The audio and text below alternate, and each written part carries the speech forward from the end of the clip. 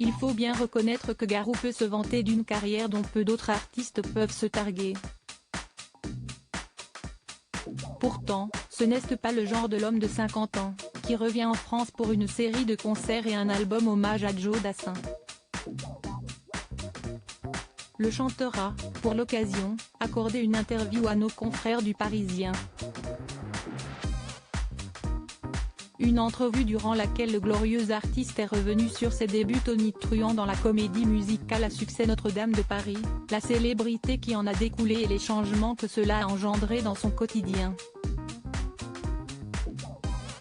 Dans Notre-Dame, je jouais sur scène Quasimodo, qui cherche à être aimé et, certains soirs, ça hurlait Garou.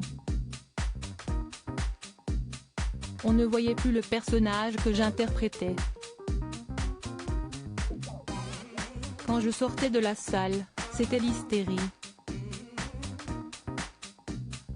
Ça a été un traumatisme dès le départ, la starification. Je préfère avoir une conversation avec les gens, explique le chanteur québécois.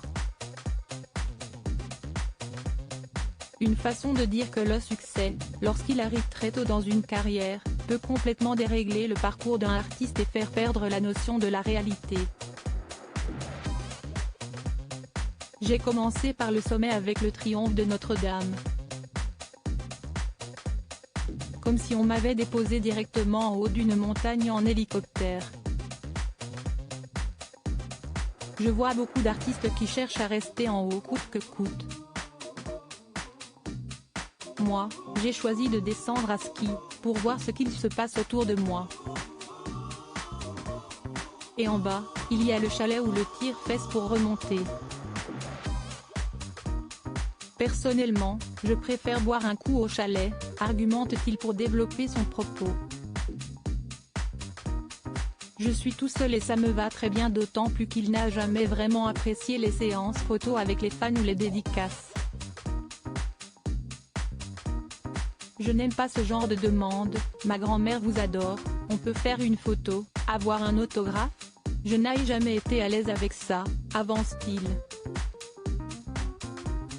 Autant de raisons qui ont poussé le chanteur à se recentrer sur lui-même. J'ai enregistré son nouvel album, note de la rédaction, chez moi, loin de Montréal. J'ai acheté une maison où j'ai aménagé un studio l'année passée. Dorénavant, il préfère se concentrer sur les choses simples.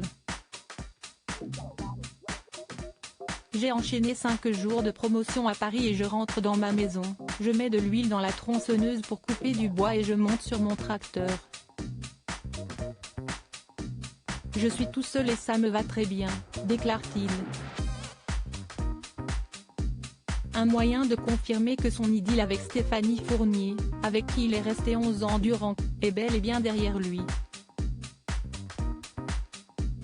Si estime à plus longue histoire. On commençait à vivre comme un vieux couple. Aujourd'hui, je me laisse plus de liberté, affirme-t-il à ce sujet. Pourtant, celui qui est également un ancien coach de l'émission The Voice en France, et l'est toujours dans sa version québécoise La Voix, semblait avoir retrouvé l'amour il y a un peu plus d'1 an en la personne d'une certaine Émilie. Qu'importe, aujourd'hui l'inoubliable interprète de Sous le vent en duo avec Céline Dion profite dès qu'il le peut de la compagnie de sa fille Emily, 21 ans. Celle-ci est née en juillet 2001, quelques mois après son terrible accident de la route, d'une relation avec Ulrika, un mannequin suédois. Aujourd'hui, il semble en tout cas avoir trouvé le parfait équilibre.